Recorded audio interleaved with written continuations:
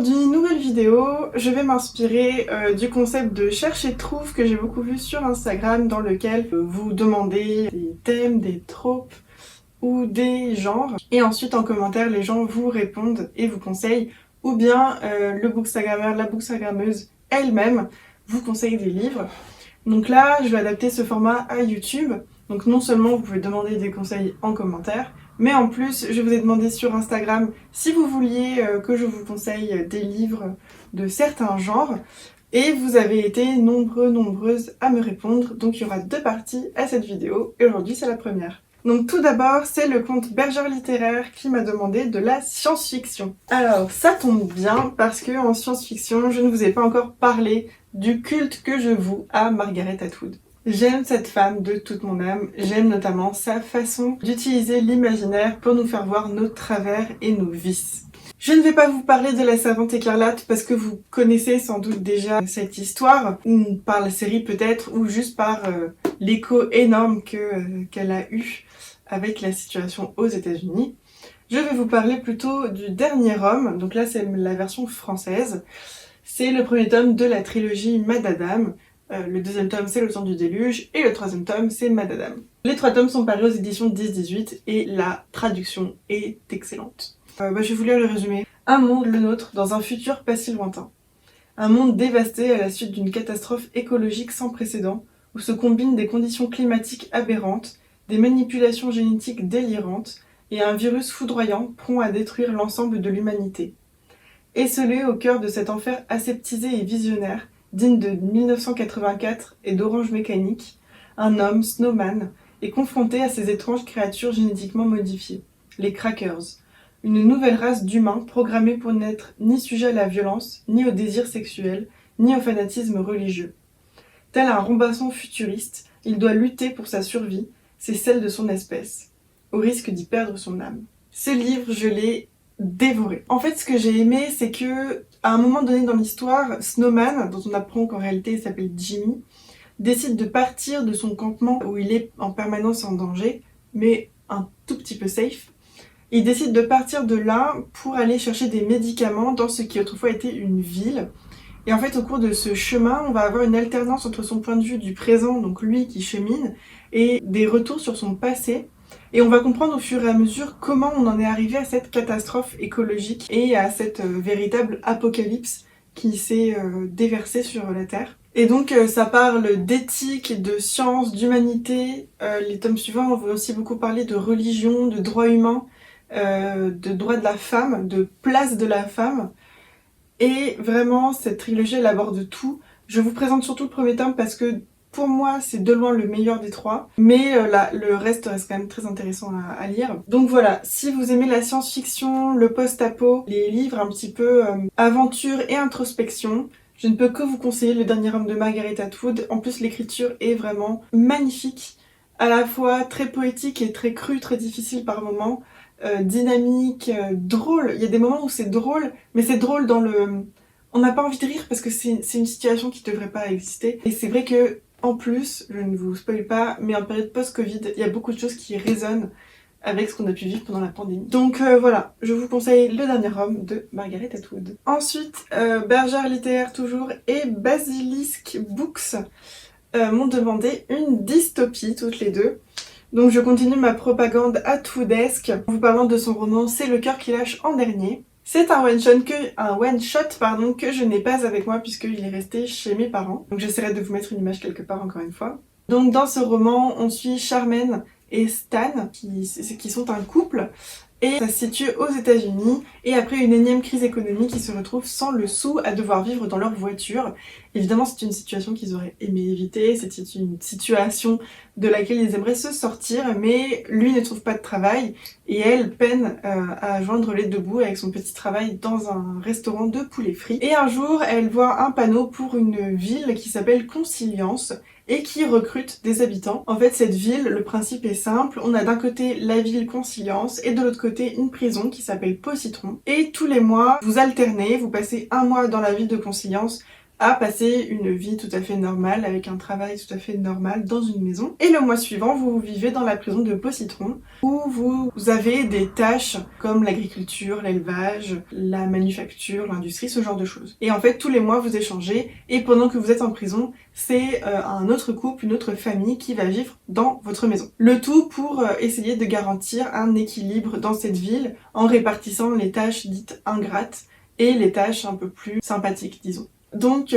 Stan et Charmaine vont décider de pas de déménager parce qu'ils vivent dans leur voiture, mais d'emménager dans cette ville. Et il y a une règle d'or à ne pas rompre, c'est qu'il ne faut pas essayer de rencontrer votre père, donc la personne qui vit dans votre maison quand vous n'y êtes pas. Or, un jour, Stan va découvrir un petit papier sous le frigo signé d'une certaine Jasmine, et à partir de là, il va fantasmer sur cette femme qui vit dans leur maison quand ils ne sont pas là, et il va essayer de la rencontrer. Sauf que faire ça, déroger à la règle, ça va le propulser dans les dessous de cette ville, et il va comprendre que tout n'est pas si rose, évidemment, vous en doutez, c'est une dystopie. J'ai beaucoup aimé ce roman, déjà parce que humainement, il est très intéressant. Alors je sais qu'il y a des thématiques qui peuvent gêner, notamment autour du désir et ce genre de choses. Personnellement, ça ne m'a pas dérangée. Je trouve que l'écriture de Margaret Atwood, certes très crue mais aussi très poétique, était vraiment intéressante et appropriée pour ce genre de sujet. La relation entre Stan et Charmaine est très ambivalente et à la fin, elle devient tout à fait incroyable. Donc c'est un roman que je vous conseille si vous aimez les dystopies, qui ne sont pas non plus tout à fait irréalistes. Comme dans, enfin, j'aime beaucoup Hunger Games, mais c'est vrai que on se distancie beaucoup de ce genre de dystopie. Alors qu'une dystopie comme La Servante écarlate ou C'est le cœur qui lâche en dernier, tout de suite on se dit que ça pourrait exister et ça pourrait être mis en place. Et à mon avis, c'est beaucoup plus intéressant. Ensuite, c'est Cocoon Reads qui m'a demandé un livre enveloppant comme une couverture chaude. Alors j'ai hésité à proposer Anne de Green Gables, mais comme je sais qu'Annabelle les a déjà lus, puisque nous sommes partenaires officiels de LC pour les Anne, j'ai voulu lui proposer autre chose. Donc je me suis creusé la tête pour trouver quelque chose qui fasse le même effet que Anne, et je vous avoue que c'était un peu difficile, mais j'ai fini par trouver. Et donc je vous recommande Lou de Julia Neal, la bande dessinée. Donc j'ai ici l'intégrale de la saison 1, donc c'est toute son enfance, et ensuite on a la saison 2, c'est Lou Sonata.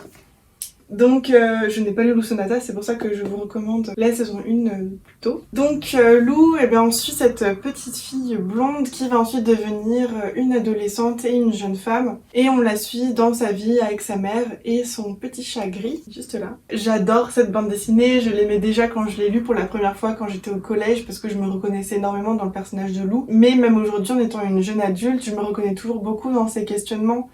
Qui sont assez universels et aussi dans ses aventures. J'adore cette bande dessinée, j'ai très hâte de lire la suite. Mais pour moi, elle a vraiment cet effet enveloppant comme une couverture chaude. On aime la lire, on aime se reconnaître dans ce personnage, on aime découvrir comment elle va progresser et même si on l'a déjà lu, on adore se replonger dans ses histoires. Elle est drôle, elle est mélancolique, elle est douce.